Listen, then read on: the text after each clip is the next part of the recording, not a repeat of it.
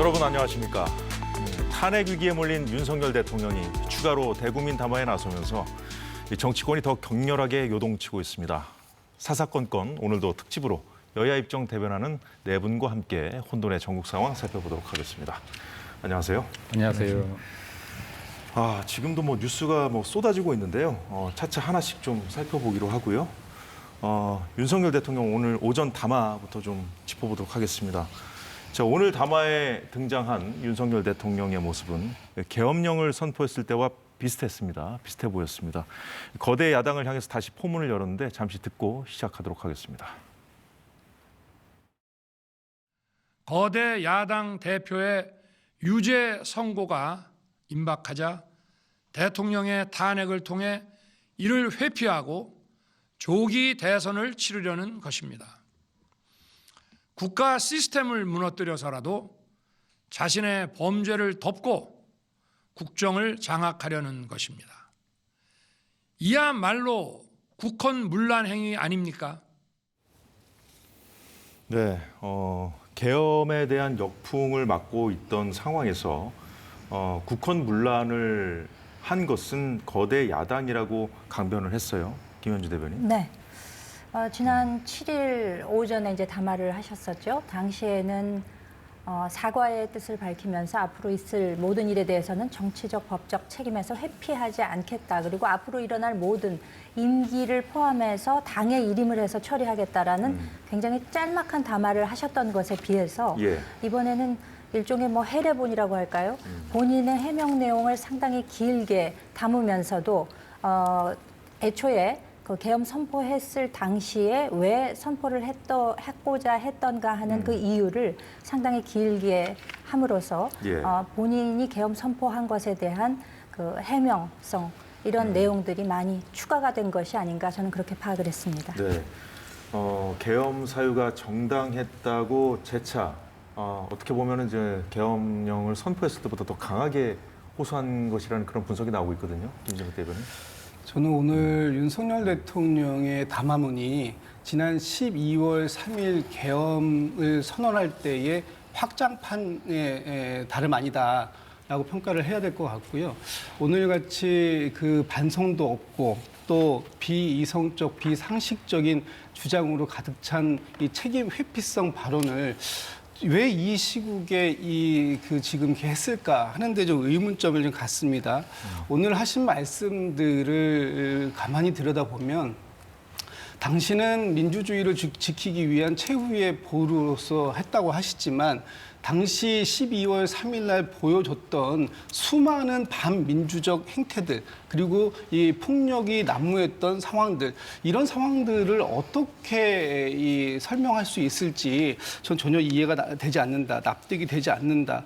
단지 국회 특히 야당 거대 야당을 경고하기 위해서라고 오늘도 말씀을 하시지만 그 당시 보여줬던 모습들 국회를 무장한 군인들이 난입해서 유리를 깨고 군홧발로 민의의 전당이라고 하는 국회를 뛰어 들어갔었고요.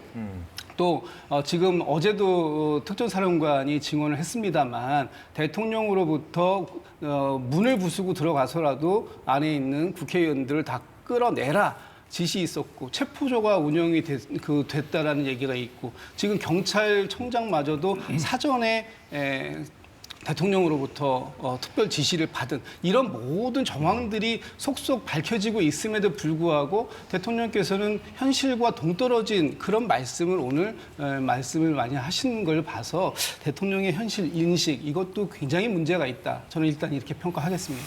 예, 지금 대통령의 현실 인식에 대한 비판해 주셨는데, 자, 김민수 대변인, 일단 국헌문란 그리고 반국가 세력이라는 표현이 또 나왔거든요. 이제 이재명 대표 방탄을 위해서 탄핵을 서두르는 것이라는 그 주장 어떻게 보셨습니까? 대통령이 오늘 담화문 발표를 통해서 국민들께 전하고자 했던 메시지는 저는 크게 두 가지라고 봅니다. 첫 번째는 방금 앵커께서 질문하셨던 계엄의 배경, 이게 계엄법 제2조에 보면은 계엄이 발동되는 상황이 있거든요. 근데 이게 통상 방송에서 지금 전시 또는 사병 그에 준하는 사태라고 하는데 이 외에도 기술되어 있는 것들이 있습니다. 사회 질서가 지금 상당히 교란되어서 사법과 행정이 제대로 작동하지 않을 때도 계엄이 작동할 수 있게끔 돼 있습니다. 이 부분을 많이 강조하셨던 것 같아요. 그러니까 민주당이 정말 180 거대 야당으로서 입법 폭주를 일삼고 행정에 대한 마비는 21번의 정말 탄핵뿐만이 아니라 지금 이제 예산 마비까지도 시킴으로 인해서 행정에 대한 마비를 분명히 시켰던 것이 기정의 사실이고요. 또한 지금 사법부 같은 경우는 검사 탄핵부터 사법부의 재판관들을 탄핵하겠다라는 협박까지 해서 이게 사법부의 마비도 가져왔던 것이 사실이다. 그리고 이에 더해서 추가적으로 말씀하셨던 것이 지금 이제 아무래도 그 부정투표에 대한 부분 좀 이야기가 있었던 것 같아요. 네, 그리고 지금 부정투표와 간첩죄 등에 대해서 나열했는데 대통령은 국민들께 묻고 있는 것 같습니다. 이런 대한민국이어도 괜찮습니까? 이렇게 지금 민주당에 의해서 사법부와 행정부가 마비된 대한민국 괜찮습니까? 대한민국이 한 걸음도 못 나가도 괜찮겠습니까? 간첩이 마음껏 활개칠 수 있는 대한민국 괜찮습니까? 라고 되묻고 계신 것 같습니다. 그리고 개엄날에 많은 국민들이 공포에 몰아넣었다라고 하는데 사실상 어떠한 국민들도 다치게 하지 않았습니다. 그리고 무력 자행하지 않았습니다. 헌법에 기준되어 있는 대로 국회에서 계엄 해제가 발동되었고 또 계엄 해제가 결정되는 순간에 또 계엄 해제를 명했습니다. 이러한 부분들에 대해서 설명해야 국민들께서 이때까지 도대체 계엄 왜 했지라는 궁금증을 해소할 수 있을 것이다라고 생각했던 부분이었던 것 같습니다. 그리고 지금 왜 이렇게 약간 긴 시간 텀을 두었나라고 저 역시도 좀 궁금한데요. 이 부분에 대해서는 저는 조금 체계적인 대응 절차를 가지고 계실 거라는 개인적인 생각을 갖고 있습니다. 네. 자, 닷새 만에 담화를 발표했어요. 지금 뭐 화면으로도 볼 수가 있는데 강성필 부위원장. 네. 오랜만에 오늘 나오셨는데 네. 좀 전국 상황이 너무 혼돈스럽죠? 맞습니다. 어쨌든 오늘 대통령께서 하신 담화문은 세 줄로 요약할 수 있을 것 같습니다. 첫 번째로는 나는 자진 사퇴 안 한다. 그러니까 국회가 나를 탄핵해라. 그럼 내가 탄핵 심사 절차에서 내가 한번 겨뤄보겠다라는 것이고요. 두 번째로는 야당의 폭거에 대해서 좀 나열을 하셨습니다. 근데 저희 야당이 보기에는 팩트 체크를 해보니까 너무나도 다른 내용이 너무 많았다. 뭐 너무나도 많지만 제가 뭐 한 두세 가지만 말씀드리면 일단 계엄을 준비하면서 오직 국방장관하고만 논의했다. 대통령실 일부 인사에게도 뭐 선포 직전에 알렸다라고 했는데 검찰 소환조사 보면은 여인영 방첩 사령관은 사석에서 계엄을 말한 적이 있다라고 말을 했고요. 또 중요한 것이 국회 병력을 투입을 했는데 소수 인력만 필요한 인력만 투입을 했다. 하지만 1000여 명, 그러니까 국회의원 수보다 한 3배 정도 많은 군인들이 투입이 됐다는 점입니다. 그래서 결론적으로는 이러한 내용 때문에 내가 고도의 정치 차원에서 정치 행위 차원에서 비상계엄령을 선포한 것이지 이건 내란죄가 아니다. 그리고 다시 한번 말씀드리지만 그래서 이것을 내가 탄핵 심사 절차에서 소명하겠다라고 말씀을 하셨는데 어쨌든 간에 민주당이 보기에는 아직도 현실과 조금 동떨어진 어떤 인식세계를 가지고 계신 것이 아닌가 걱정스럽고 국민의힘도 한동훈 대표 같은 경우는 아주 늦었지만 민주당의 의견에 찬성을 해서 이번 토요일 날 탄핵 찬성에 동조하겠다라고 말씀하신 것 같은데 늦게나마 다행이라고 생각합니다. 네, 이어서 국회에 지금 돌아오고 있는 상황도 저희가 뒤에서 자세히 짚어보겠습니다만 탄핵안이 이제 주말에 만약에 가결이 돼서 헌법재판소 심리로 가게 될 경우에 가게 되더라도 쟁점은 이제 계엄의 사유가 정당했는가 이 부분에 대해서는 지금 네 번 말씀 들어봤고 계엄의 목적이 정당했는가 다른 쟁점이라면 이걸 우리가 꼽을 수 있을 텐데 자 목적 역시 정당하다고 강변을 했거든요. 자 윤 대통령 담화 내용 잠시 조금 더 들어보겠습니다. 거대 야당의 의회 독재에 맞서 대한민국의 자유민주주의와 헌정 질서를 지키려 했던 것입니다. 그 길밖에 없다고 판단해서 내린 대통령의 헌법적 결단이자 통치 행위가 어떻게 내란이 될 수 있습니까? 대통령의 비상계엄 선포권 행사는 사명권 행사, 외교권 행사와 같은 사법심사의 대상이 되지 않는 통치 행위입니다. 예, 뭐 어제 여당 내에서 이런 주장이 나왔었죠. 앞서 나왔었는데 고도의 그 통치행위다, 계엄이라는 것이. 그렇기 때문에 사법심사 대상이 되지 않는다는 얘기를 대통령이 했는데요. 김현주 대변인, 네. 어떻게 보셨습니까? 어제 윤상현 의원이 국회에서 법무부 장관을 상대로 이제 질의를 했죠. 이 계엄 선포라고 하는 것이 대통령에게 주어져 있는 권한, 헌법 77조에 명기가 되어 있습니다. 이것은 국가가 정말 전시 상태에 준하는 어떤 그 비상사태가 있다라고 판단될 때 이제 그것이 요건이라고 할 수 있겠죠. 그럴 경우에 비상계엄을 선포할 수 있는 권한은 당연히 대통령에게 있습니다. 그렇지만 지금 말씀하신 것과 같은 외교권이나 뭐 사면권과 같은 대통령의 고유 권한의 하나로 인정을 할 것이냐, 통치 행위의 하나로 볼 것이냐, 이 문제는 지금 내란죄의 성립 여부와 상관이 있다라고 생각이 됩니다. 이 내란죄라고 하는 것은 내란죄 외환의 경우에는 형사상 불소추 특권에도 해당되지 않는 내용이기 때문에 상당히 엄하게 다루고 있죠.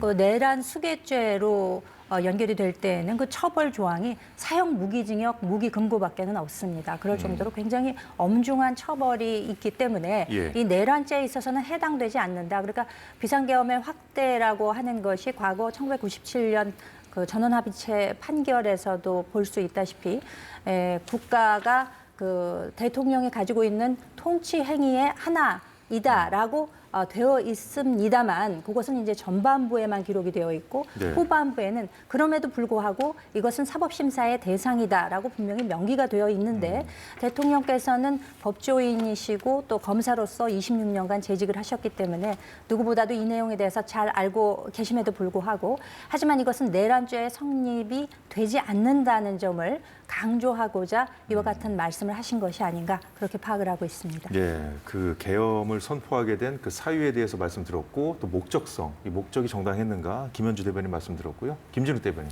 지금 이제 대통령께서 며칠 동안 이 헌법 대법원 판례 연구를 좀 하신 것 같습니다. 어제 윤상현 의원도 비슷한 주장을 하셨는데 일단 기본적으로 대통령의 비상계엄권 선포 권한 이거 있는 건 맞습니다. 그리고 이것이 과연 고도의 통치 행위가 사법심사의 대상이 되느냐 안 된다. 이 부분도 일부분 맞는 부분이 있습니다. 그런데 97년도에 12.12와 관련된 그 대법원의 판례를 보면 이렇게 되어 있습니다. 비상계엄의 선포나 확대가 국헌 문란의 목적을 달성하기 위하여 행하여진 경우에는 법원은 그 자체가 범죄 행위에 해당하는지에 대해서 여부를 심사할 수 있다. 이렇게 대법원 판례가 정하고 있습니다. 지금의 경우에 이 상황하고 똑같습니다. 예를 들어서 대법원 이 국회가 그 국회의원들이 국회를 들어가지 못하게 막았던 행위, 또 국회의원 본회의장 안에 있는 의원들을 강제로 해산하려고 했던 행위, 그렇기 위해서 이게 폭동이라는 것이 반드시 어떤 큰 무장의 소요가 있어야 폭동이 아니고요. 이것이 안정을 해야 하는 건 다 폭동이고 협박이 들어간다고 하면 광의의 개념에서의 폭동으로 해당할 수 있는데 당시 군인들이 지금 자료 화면에는 뭐 중앙선관위가 나오고 있습니다만 본청에 들어가기 위해서 유리창을 깨고 그리고 그 안에 들어가서 뛰어다니면서 뭔가를 하려고 했던 그리고 체포하려고 했던 이런 모습들이 다 폭동에 해당될 수 있다. 그래서 이 내란의 목적을 달성한 그 목적을 갖고 있었다라고 볼 수 있기 때문에 지금의 이 상황에 대해서는 고도의 통치 행위가 아니라 내란 행위에 대한 범죄 행위다. 그렇기 때문에 사법심사의 대상이 된다. 이런 말씀을 좀 드려야 될 것 같습니다. 네, 김진욱 대변인의 말씀에 대한 반박일 수도 있겠는데요. 윤석열 대통령 한 발 더 들어가서 그 국회 계엄군을 보냈던 그 이유, 국회 기능을 마비시키려 한 계엄이 아니었다고 또 밝혔습니다. 이 얘기도 좀 들어보겠습니다. 애당초 저는 국방장관에게 과거의 계엄과는 달리 계엄의 형식을 빌려 작금의 위기 상황을 국민들께 알리고 호소하는 비상 조치를 하겠다고 했습니다. 그래서 질서 유지에 필요한 소수의 병력만 투입하고 실무장은 하지 말고 국회의 계엄 해제 의결이 있으면 바로 병력을 철수시킬 것이라고 했습니다. 도대체 2시간짜리 내란이라는 것이 있습니까? 질서 유지를 위해 소수의 병력을 잠시 투입한 것이 폭동이란 말입니까? 네, 좀 구체적인 얘기를 쭉 풀었거든요 오늘. 수사기관들의 수사가 이제 동시다발적으로 좀 진행되고 있고, 국회 탄핵 추진도 지금 탄핵시 좀 빨라지고 있는 상황인데, 그 상황 그런 어떤 위기 상황에 좀 대비하기 위한 그런 목적도 좀 있다고 봐야 될까요? 지금 일단 대통령의 계엄이 내란이 아니라는 거는 사실 너무나 명확한 것 같아요. 대통령이 지금 정권을 잡고 있는 대한민국의 국민을 대표하는 최고의 권력이 내란을 했다는 것 자체가 이론상도 맞지 않지만은 지금 계엄이라는 부분에 대해서 국민들이 실망을 하셨다 하더라도 그 과정에 국민들을 해야 할 목적이 없었다는 건 전 충분히 드러났다라고 봅니다. 그날 당일에도 앞에서 시위 집회하는 분들 어떠한 무력 진압도 없었거든요. 그래서 이거는 아까 대통령의 말했던 대로 국민들께 지금 같은 계엄의 배경에 대해서 명확하게 설명하는 것, 그리고 이것을 알리는 것에 목적이 있었다라고 보는 것이 저는 맞을 것 같고요. 그리고 계속해서 민주당이 내란이다라고 몰고 가고 있는데, 내란을 결정할 수 있는 것, 내란이었다 아니다를 결정할 수 있는 것은 민주당도 아니요, 이재명 대표도 아니다, 그리고 여기에 있는 패널들도 아니라고 생각합니다. 그것은 오로지 법에 근거해서 헌재가 판단할 수 있을 것이다라고 보고요. 만약에 지금 윤석열 대통령의 행위가 내란에 해당된다라고 하면 그동안 민주당이 대선 불복부터 시작해서 계속해서 대통령 탄핵을 외쳐왔던 것들, 그리고 행정부나 사법부의 행동을 막아왔던 것들, 이런 것들도 내란 행위로 규정할 수 있을 것이다. 만약에 그냥 아무나 규정한다라고 한다면 하는 말씀을 좀 드리고 싶습니다. 그래서 지금 이러한 부분들에 대해서는 법에 대한 의견이 어떻게 나오는지를 좀 볼 필요가 있겠다라고 말씀드리고요. 또한 대통령께서 정치적 법적 책임을 다 지겠다라고 했는데, 이 정치적 법적 책임 오늘도 여전히 다 지겠다라고 하는 것이고, 이에 더해서 대통령으로서의 책임도 끝까지 다하겠다라는 말을 다시 한번 강력하게 어필한 것이 아닌가라고 생각되어집니다. 네, 대통령과 좀 비슷한 논리로 말씀을 해주셨어요. 강성필 부위원장. 근데요, 대통령께서 2시간짜리 내란이라는 것이 있느냐라고 했잖아요.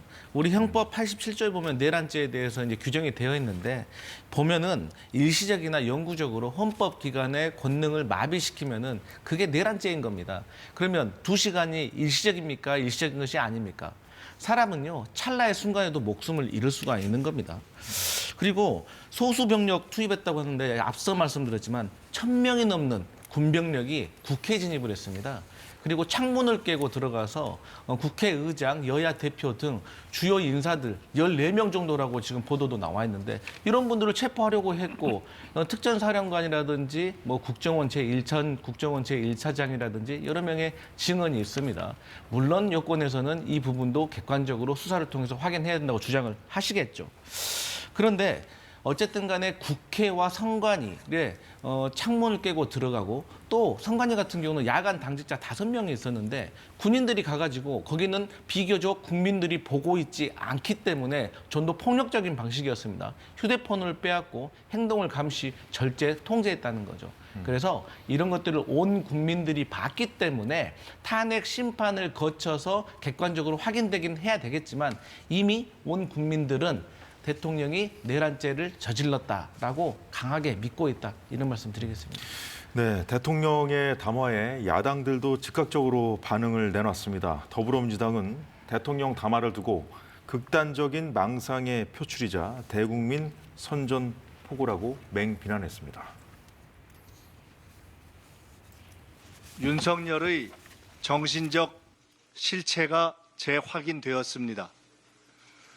헌정 수호를 위해 헌법과 법률을 위반하고 실패할 계엄을 기획했다는 발언은 극단적 망상의 표출이고 불법 계엄 발동의 자백이며 대국민 선전포고입니다. 정신 나간 발언들로 가득합니다. 제정신입니까? 자신의 범죄를 정당화하고 극우 세력을 결집해 또다시 내란을 선동하고 있습니다. 네, 우원식 국회의장도 입장을 내놨고 이재명 대표, 조국 혁신당 그 야권의 비난 수위가 더 높아졌거든요. 이렇게 야권이 나올 거라는 건 충분히 예상했을 텐데요, 대통령이. 그렇죠.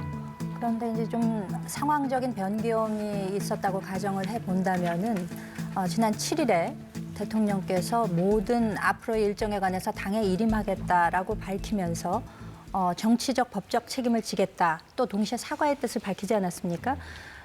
근데 이제 그것이 결정적으로 여당 의원들에게 당일 저녁에 있었던 탄핵 소추안 표결에 있어서 부결을 해달라는 어떤 그 당위성을 좀 제공했던 사실이 있습니다. 근데 추후에 이제 변경된 상황이라고 하면은 당에서 그렇게 해서 질서 있는 조기 퇴진안을 마련하고 하야를 하시게 되면은 2월, 3월 그 이후에 60일 이후에 대선이 치러지게 되면 4월과 5월 이런 안을 마련해서 저희가 국정정상화 TF에서 제안을 한 바가 있습니다. 이것에 대해서 이제 대통령과 설득 과정을 거치려고 했습니다만 어제 오전에 일부 보도를 보게 되면은 대통령께서는 하야는 안 하겠다. 차라리 탄핵을 통해서 헌법재판소에 가서 법적으로 다퉈보겠다라는 의지가 강하셨던 것으로 보이고 그래서 오늘 오전에 있었던 이 담화 역시도 그 뜻을 명백히 밝힌 것이 아닌가라고 생각이 됩니다. 그렇기 때문에 어차피 탄핵 국면으로 간다고 하면은 앞으로 이런 논리를 통해서 형법상 내란죄 그리고 헌법재판소에서 다퉈지게 될 만약에 탄핵안이 통과가 되게 된다면은 그런 국면에서 법적으로 치열하게 한번 다퉈보겠다라는 입장을 분명히 하신 것이 아닌가라고 생각이 되는데 특히 당내에서 오늘 그 원내대표 선출이 예정이 되어 있었습니다. 그리고 또 이틀 후에는 탄핵소추안 2차 표결이 또 있게 되지 않습니까? 그런 상황 아래서 본인이 분명하게 입장을 보임으로써 앞으로 어떻게 돌파해 나갈 것인지에 대한 의지를 분명히 표현한 것이 아닌가 이렇게 이해하고 있습니다. 돌파 의지를 표현한 것이다. 김진욱 대변인 어떻게 들으셨습니까? 지금 이제 우리 김현주 대변인께서 7일 담화를 말씀하셨으니까요. 7일 담화 가지고 좀 먼저 말씀을 좀 풀어볼게요. 7일 대통령의 담화는 두 가지가 핵심이었던 것 같습니다. 임기를 포함해서 국정 운영 방안에 대해서 당에 일임하겠다. 이 말씀 지키셨습니까? 사실 오늘 담화를 보면은 이 말씀은 사실이 아닌 것으로 확인이 됐습니다. 두 번째, 대국민 사과를 하셨죠. 국민들께 불편을 드려 대단히 죄송하다. 근데 오늘 담화를 보면 무엇 때문에 왜 이 사과를 하셨는지가 명확하지 않아졌다. 결국은 그 당시의 사과는 국민을 우롱한 것이다. 이렇게 말씀을 드릴 수밖에 없겠다. 너무 야박하게 말씀을 드리는 것 같지만 오늘 국민들께서는 이것이 국민들과 함께 뭐 야당을 하고 싸워나가겠다는 이런 말씀이시라고 하셨다고 하지만 저희가 듣기에는 이거는 국민과 싸우겠다라는 선전포고의 다름 아니다. 이렇게 저희는 느꼈거든요. 그렇다면 누가 잘못된 해석을 하고 있는 것인가 이런 부분에 대해서 이번 주에 명확하게 전 다 드러날 것이다라고 보고 있고 지금 대통령께서 하시는 말씀 하나하나가 다 논란의 소지가 있는 것들입니다. 2시간짜리 짧은 뭐라고 하셨습니까? 시간으로 한정해 2시간짜리 내란이 있냐 하셨는데 그 2시간을 대통령께서 한정하신 겁니까? 아니죠. 목숨 걸고 이 차들을 군인들을 막아섰던 시민들, 맨손으로 막아섰던 시민들이 있었고 또 그 계엄을 해제하기 위해서 국회의 담장을 넘어갔던 국회의원들이 있었습니다. 그분들이 2시간 만에 막아낸 것이지 대통령께서 2시간이라는 시간을 한정한 게 아니죠. 그런데 왜 2시간짜리 내란이라고 하십니까? 본인이 만약에 그 당시에 국회의원들이 그 2시간 만에 계엄을 해제하지 못했다면 앞으로 이 계엄이 1년짜리가 될지 2년짜리가 될지 그 누가 알겠습니까? 그런 상황에서 대통령이 이렇게 말씀을 하시는 것 자체가 국민들에 대한 우롱이고 그 당시 맨몸으로 맨주먹으로 막아서 세웠던 국민들에 대한 모독이다. 저는 그런 말씀을 좀 드려야 될 것 같습니다. 네, 앞서 김현주 대변인께서 윤상현 의원 얘기 좀 하셨었잖아요. 네. 홍준표 대구시장도 입장을 밝힌 게 있어요, 관련해서. 비상계엄 선포권이 대통령의 권한이고 고도의 통치입니다. 사법심사 대상이 안 되는데 내란으로 볼 수 있을지. 그러니까 내란으로 볼 수 있을지 의구심을 제기한 것인데 그럼에도 불구하고 홍준표 시장도 권한 남용으로는 볼 수는 있을 수도 있다. 뭐 이런 식으로 얘기를 하던데 내란으로 보기에는 조금 다퉈볼 여지가 있다는 그런 의미로 좀 우리가 해석을 해야 되는 것이죠. 어떻게 보십니까? 지금 이게 윤상현 의원이나 홍준표 의원이 지사가 지금 이렇게 얘기를 했는데요. 실제로 올 7월에 미 연방 대법원에서 이와 같은 지금 판결이 있었거든요. 예. 결정이 있었습니다. 미 연방 대법원은 뭐라고 했냐면요. 대통령의 공식적인 행위를 형사 기소하는 것에 대해서는 면책 특권을 인정해야 된다라고 했습니다. 왜냐면요. 대통령의 공식적인 행위에 대해서 기소를 할 수 있다, 면책을 주지 않는 것은 훨씬 더 국가적인 위험들을 초래한다라고 하고 있어요. 그럼 이것을 통해서 국가기관들을 조사해야 되고 보안이나 비밀들이 유출될 수도 있고 또 대통령은 이 행위가 내가 기소가 될 수 있는 건일지 아닐지 항상 머뭇대야 되고 그럼 이러한 것들을 이야기하고 있는데 마찬가지입니다. 우리 헌법도 마찬가지죠. 만약에 민주당이 대통령의 권한이라고 해도 이건 잘못 쓰여진 것이다라고 한다라고 하면 이 2시간 남짓이 잘못 쓰여진 것이라고 하면 민주당은 지금 윤석열 대통령이 당선된 이후에요. 계속해서 국회 권한 잘못 쓰고 있습니다. 네, 아까도 말씀드렸지만 21번의 지금 탄핵소추 이거 절차상, 실체상 맞는 것 단 한 번이라도 있었습니까? 여기에서 지금 정말 장관들을 탄핵소추시키고 검사들을 탄핵소추시키고 제대로 된 검찰 조사하지 못하게끔 하고 행정 공백을 만들고 이런 것들은 위헌 아니고 위법 아닙니까? 그렇게 따진다라고 하면 민주당이 지금 이때까지 대한민국에서 이러한 여러 가지 리스크를 가져왔던 것에 대해서 대통령이 굉장히 엄중하게 느껴왔을 수 있는 것이고 그리고 많은 국민들이 저희 패널들도 그래요. 오늘 같은 날은 너무 많은 뉴스가 터져서 다 파악하기도 쉽지 않습니다.